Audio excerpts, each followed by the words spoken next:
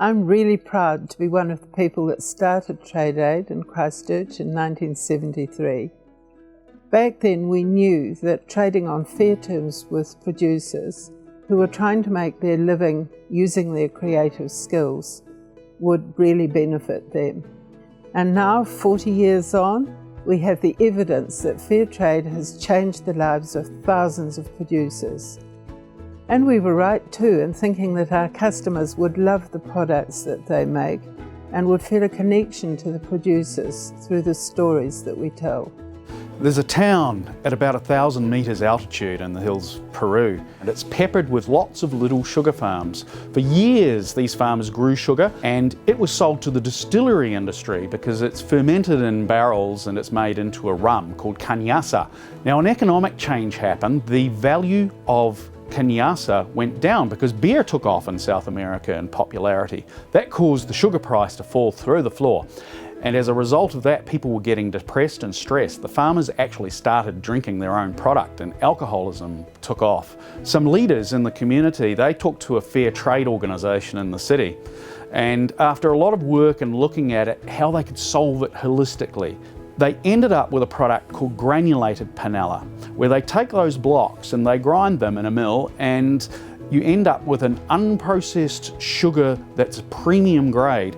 The value that those farmers get for their product is now 3 times as much, and they get a bigger percentage share. So all in all, the society's turned around. We visited recently, and the town, it's idyllic, it's calm, it's peaceful, it's really sweet, and I think of that every time I see that sugar.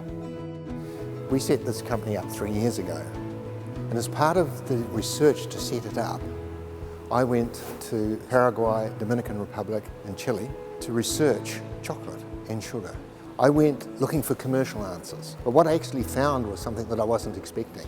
I realised when I was there that the Fair Trade Premium had done so much in Dominican Republic that the young children there had been educated, university degrees. One of them, places I visited, Victor Sanchez, he had returned to his village with a law degree because his dad was too old to run the farm. So he was there running the cocoa farm, producing product and sharing not only that knowledge with his friends, but also his legal background. When we went to Paraguay, we went to Mandavera, to a cooperative that's been established there to produce organic sugar. They had used their Fair Trade Premium not only to pay for a new factory, but to set up a medical centre. And I met somebody who said to me, I can see.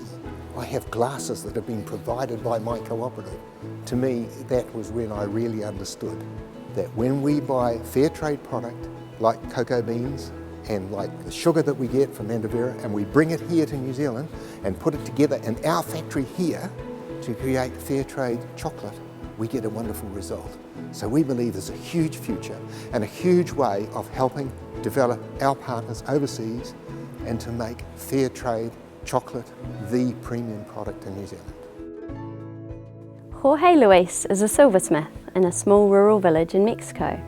His story of change is more a story of remaining the same or staying put, because what's most valuable for him by being a fair trade silver jewellery maker who sends his products to Trade Aid in New Zealand is the fact that he isn't going to have to immigrate to the US. And unfortunately most of his extended family have had to immigrate to the US to look for work. And so he's been able to remain with his family. And so for me, as the mother of 2 young children, this means a lot. And so earrings like this one, made by Jorge, now are more than earrings. They're a symbol of family togetherness. I believe that fair trade can change the lives of the producers that I am devoted to, and that's what I've chosen to work for Prakriti. Serving people with dignity is one of our things, what we strongly believe, and we think that our work will change the life of the people. The producers are all dignified, they're respected in the community, in the family, so I see a big change in their life. A few years ago, I was really privileged to meet an elderly woman in rural Bangladesh whose name was Magdalena. She had come through a really violent civil war that left her homeless, widowed, with no income and with 6 children to raise on her own. And like many women of her generation, she was illiterate and had received very little education, limiting her possibilities of employment. She was introduced to a fair trade organisation called Core the Jute Works, who provided rural women with the opportunity to make craft products. The women utilised this income to improve their lives, and one of the things they prioritised was education. It was with great pride that Magdalena introduced me to her daughter, Sister Mary Christina, who was now the headmistress of a school of nearly 900 students and 30 teachers. To me, this was an opportunity brought about by fair trade, an inspirational and an extraordinary change in only one generation.